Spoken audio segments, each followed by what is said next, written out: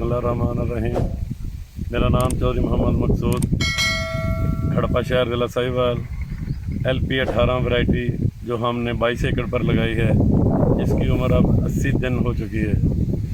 2 بوری DAP، 3 بوری سونا یوریا اور ایک بوری پوٹاش ڈالی ہے، اور بہت اچھی جو ہے فصل کھڑی ہے، اور ہمیں امید ہے کہ انشاءاللہ 130 سے 140 من تک اس کی پیداوار، پچھلے سال بھی ہماری 130 من پیداوار آئی تھی۔